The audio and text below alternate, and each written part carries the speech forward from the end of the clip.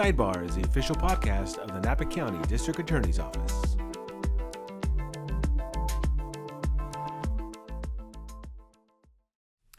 Hello, everyone. This is Carlos Villatoro with the Sidebar Podcast. And today I am excited, guys.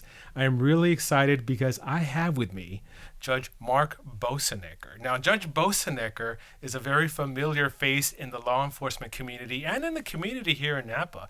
He has served on the bench for several years, started practicing law way back in 1986, came to Napa here from San Mateo County as a prosecutor over there, and he became the chief deputy district attorney here at the Napa County District Attorney's Office before he was appointed to the bench way back in 2007. Is that correct? That's right. Yeah. So welcome to the Sidebar Podcast. Thank you. I'm so happy that you agreed to come on the show and everything. It's nice being able to see you away from the bench, and It's nice to be away from you the look bench. a little relaxed now that you're retired, Yeah. and everything is going good. Yeah. It's a nice transition so far. Excellent. So tell me a little bit about your path in law. How did you get started? What sparked your interest in practicing law? It's mainly, I think, genetic. My dad was a lawyer, and I've got two siblings, a sister and a brother, who are both lawyers. So I was exposed to the law practice from the early years, and I think even though I never was really interested in doing the kind of law my dad did. My dad was a probate lawyer, and that didn't appeal to me at all. But the idea of practicing law struck me as something important and something that would be appealing and satisfying. So it was always something that I thought about doing growing up. And then once I was in my, out of college and in my 20s, I decided to go to law school. And then once I got into law school, I realized that criminal law was the area that I wanted to practice. So was it always something that you knew pretty early on that you wanted to do, or was there another career path that you kind of wanted to explore? I started in social work, actually. Right. When I got out of college, I got a job in a group home for emotionally disturbed kids, and I worked there for a couple of years. And I actually got accepted into a master's program in social work at UCLA, and was thinking pretty seriously about going that direction, and finally decided that I'd rather try law school, and then I could always go back to the social work if I didn't like that. So that was really the only other route that that I really thought about seriously. So what is it about the criminal justice aspect of law that you enjoyed so much? I think that what I found most fascinating was that you were exposed to all these different facets of society. I mean, I grew up in a middle class upbringing. I grew up in Marin County, and sort of being exposed to a variety of different segments of society, cultures, etc., was really interesting. And the other part about it, I think, is that I think I always had a very strong sense of fairness, and that things should be fair. And so I think that caused me to move in the direction of criminal law, because essentially when we talk about the criminal law, we're talking about how our society deals with behavior that our society doesn't approve of, essentially. And so I just found the people interesting. I found the work interesting. I thought investigations and what police did was really interesting. And so it just kind of drew me in. And then, I had looked at both defense and prosecution work when I was in law school, and eventually made my way to a clerkship in the DA's office in San Francisco, and followed by one in Alameda County. And so once I kind of got into that, I was pretty confident that that was the direction I wanted to go. The bulk of your career as a prosecutor was spent over at the San Mateo County District Attorney's Office. And at one point you made the switch to Napa. What drew you to Napa? I think I was looking. I had been in San Mateo County for 17 years. I had done most of what I could do there. What attracted me about Napa County was two things. One was I was looking at the potential of becoming the chief deputy. That was the job I was applying for, which was a chief deputy. And what I realized was that while I liked being an administrator in the DA's office, which I did in San Mateo County, and I liked being a trial lawyer, in San Mateo, it was a big enough office where you couldn't do both at the same time. So you were either full-time administrating, more or less, or full-time being a trial lawyer. I realized that in a smaller county, I might be able to do both, and that really appealed to me. Yeah. So I was fortunate enough to get an interview and then eventually get hired here, and that's in fact what I was able to do. And one of the things I really enjoyed about being a prosecutor here was I could still handle some cases while still being basically in charge of the everyday operations of the office. And that's when I came to know who you were, Okay. because I joined the Register in 2003. Okay. Judge Boessenecker came to Napa around 2004. Correct. Right, and that's when I got acquainted with that unusual last name of yours, the very unique last name, I would say. And so yeah, it's been a long journey so far. So you transitioned from being a prosecutor to being a judge. Now, what, I guess, made you decide to make that transition, and how was it for you? I honestly wasn't really thinking about it at all when I got here. When I got here and got started in the job, that was the farthest thing from my mind. What happened was, after about I think it was a couple of years, we were having some retirements from the bench. I think we had 3 retirements between like 2005 and 2007. Judge Bennett, Judge Snowden, and Judge Young, the first Judge Young. And and it was Judge Snowden actually who one day broached the subject with me, and I kind of just sort of said, no, I'm not interested. And then he broached it with me like 2 or 3 more times over the next 6 months, to the point where I thought, well, maybe I should think about this. And so I ended up talking to my wife about it, and ultimately we decided, nothing ventured, nothing gained. Yeah. So why not fill out an application and see what happens? And so I did, and then it was still quite a ways down the road. I think it was another year or so. Wow. Before I actually got the appointment. I mean, I remember the day I got the call. I had come to work. I had done what I typically did in the morning, which was the custody filings.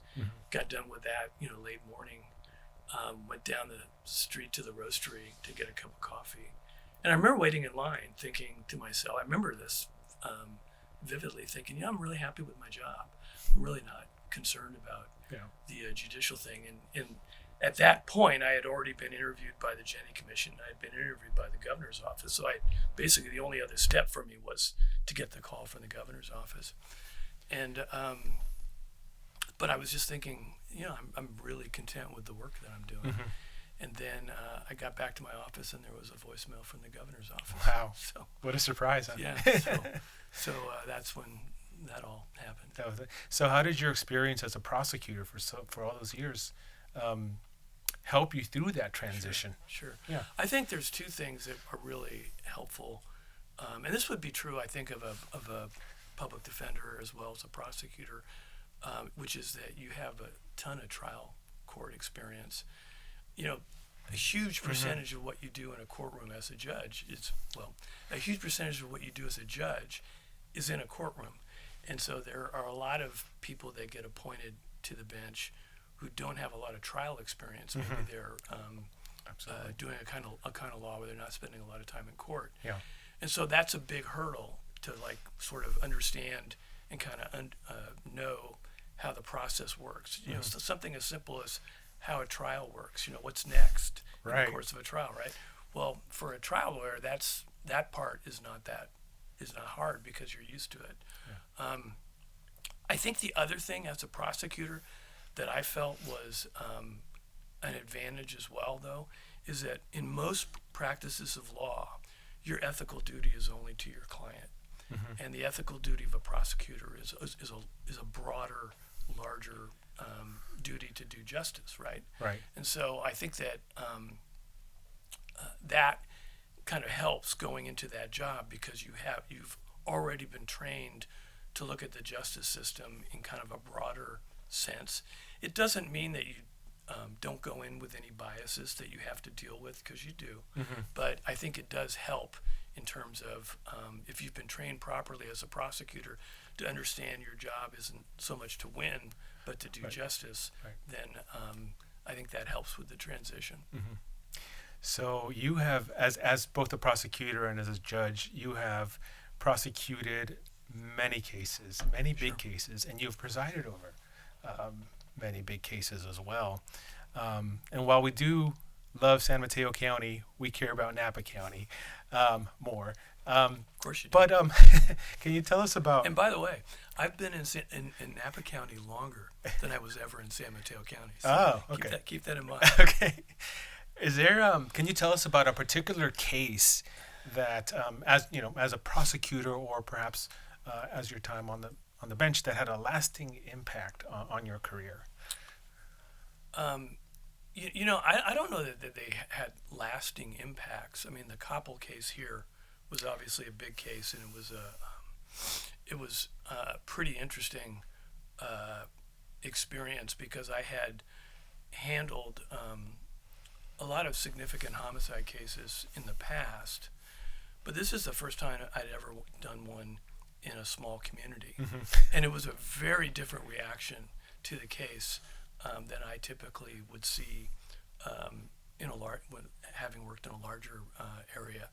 And so it's just seeing the amount of attention the case got, the amount of rumors that would come out, and it's funny. I just remember I'd hear a rumor about some witness, and so I'd send an investigator out, and the person would say, "I don't know anything about it. I just was talking," and I just realized how close we were to the community and to these rumors that I probably I just never had that connection when working in a larger county. So that was significant. I think that the biggest thing in terms of like what impacted me in my career is the transition from being a prosecutor with a lot of small cases and how that preparation is very different from when you are a prosecutor who has a small number of cases, but they're bigger cases. And so you have to learn how to manage those cases, how to prepare them, because you may not be, you may have this homicide case, for example, or a sexual assault case, that's not going to go to trial in a year. But if you wait till the last week or two to prep that case, you're going to be in a world of hurt. So learning how to organize, break down cases, work on them methodically over the time leading up to the trial, so that you're prepared when the time comes. I thought that was a huge thing to learn fairly early in my career. It's funny that you mentioned the Koppel case. I was a reporter covering that case along with a colleague of mine at the Register. Her name was Marcia Dorgan. Sure. And you're absolutely right about how everyone in town reacted to that case. It was big news. They had national media come out, and we had town hall meetings over at Redwood Middle School, and there was kind of a fear permeating through the community, and it was. I remember the time very well, and it was such a very, very interesting case. The way that it was eventually solved was also quite interesting as well, with the DNA evidence that came out of it, and so it's all fascinating. So over the course of your career, you've seen the justice system evolve. What would you say are some of the biggest changes that you've seen through the years that have transformed the criminal justice system? Well, I think the big thing, if I look at the course of my whole career, is the emphasis on victims' rights. When I started prosecuting cases in the 1980s, there was no such thing as a domestic violence unit. Yeah. Wow. Prosecutors would not go forward with cases if the victim didn't want to prosecute. And that was also kind of a similar thing with sexual assault cases. Mm-hmm. And so I think there's been a big change in terms of how prosecutors' offices and how the courts deal with these kind of victim crimes, which are oftentimes intrafamilial type crimes. Yeah, very complicated crimes too. Right. Where there's financial ties and dependency ties. And you have to, and you had to learn how to put those cases together and kind of figure out how to present them. The other thing I think is that's sometimes underrated is I think the quality of the work done by the lawyers is much better today than it was years ago. I think you've seen much more professionalism. The trainings that both the California Public Defender's Office does and the California DA's Association do, a lot of that work, really it's been over the last 30 years that there's been a bigger emphasis on that. So there are a lot of young prosecutors in our office right now, and a lot of young prosecutors that watch our podcast, right, guys? Oh, wow. And I was hoping that we can get some advice from you for these young prosecutors. In your opinion, what are some of the habits that would make someone successful if they wanted to enter a career into law? Well, I think that the habits they're not unique to prosecutors; they're unique to lawyers. And the two things that would jump out at me is number one, preparation. You have to prepare your cases, and sometimes that means working evenings. Sometimes that means working weekends. Weekends, yeah. And I've certainly worked my share in my lifetime. Because the more prepared you are, the easier it is to deal with when you get the curveballs thrown at you. The other part of it is, and I think that, again, this is true for lawyers on both sides of the aisle, is your credibility is the most important thing you have with a judge and the most important thing you have with a jury. And so they need to trust you. And so you're whether you're trying a case with a jury or you're arguing a case to a judge, part of building your case is building credibility with that fact finder, whether it's a jury or a judge. And so many times I've seen over the years, I've seen lawyers who forget that, and they just make arguments that without kind of acknowledging the other side of your argument, the cons to your argument. I see. And there's nothing wrong with telling a jury or telling a judge, yeah, you're right. There is this fact that's not supportive of my position, but the reason why I think these other facts are important is, and then you go through that. There's no reason you can't do that. And what I remember being taught and believing in my years as a trial lawyer was that by building up credibility with judges and with juries, I think when there was a close call to be made, sometimes having that credibility gave me a bit of an advantage. And I just think those are really important things to keep in mind. And that's kind of hard to build for somebody who's just starting out in law. They may not be familiar with all of the different procedures and right. You can make mistakes where you just didn't know. I mean, that's okay. Yeah. I mean, depending on what it is that you didn't know, right? I mean, if you didn't know something that you should know, well, that's on you. Yeah. But I think most judges and frankly juries understand. They would expect less from a younger lawyer than a more seasoned lawyer. Experienced one, yes, absolutely. But you want to build that over time. Yeah. Now, 40 years in the criminal justice system as both a prosecutor and a judge. Um, After decades of serving the community in both those capacities, what would you say is the accomplishment or moment that you're most proud of? I think I'm most proud of the fact that I think that generally speaking, I have tried really hard to be a courtroom, to run a courtroom that is, welcoming to both the lawyers and to jurors, and that I understand the stresses and the anxieties that go with trying cases, and try to create an environment that is good for people to try cases, and then good for jurors to serve on cases. We get, and we've over the years at the court, we've gotten jury evaluations. We give them evaluations at the end of trials and let them critique us. Wow. And and what I've been really proud of over the years is the feedback I get, which is generally speaking that they felt that their time was respected, and that they understood what was going on, and that it was a positive experience. I mean, every time a person from the community comes into the court for jury service, to me, that's a great opportunity to provide a civics lesson to people. Like, this is how we deal with issues in society, this conflicts, right?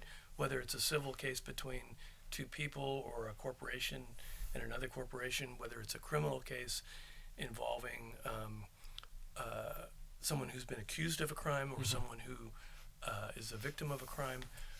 It's how we resolve these conflicts, and I think it's really important to use that opportunity when people come in for jury duty, for them to see that it's actually designed pretty nicely with good people trying to do good work, and hopefully it makes them feel good about how their community handles these types of issues.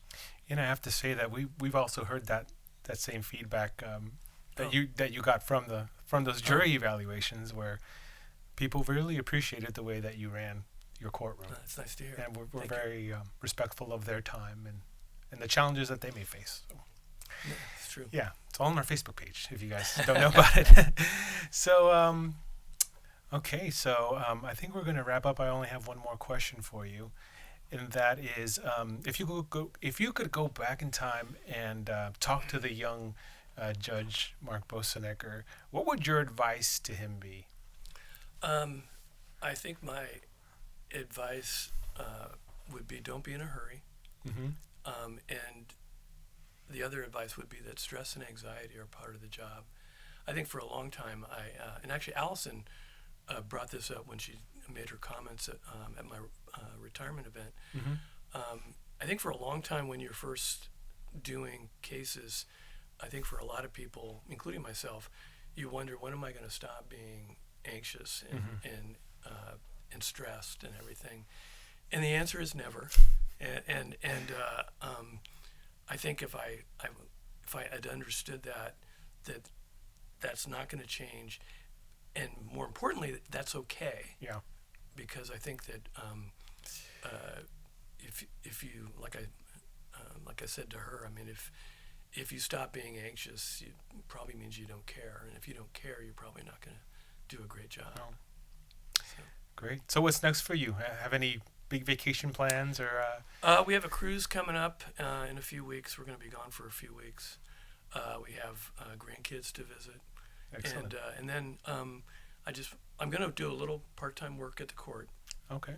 And then I'm just looking at getting really good at being retired. Yeah, excellent. And you deserved it. Thank you. Thank you so much for being on our podcast, guys. And thank you guys for joining us today. And if you want some more information about what we do here at the District Attorney's Office, please visit us on our website, our social media channels. We have an X, we have a Facebook, a LinkedIn, and a YouTube channel.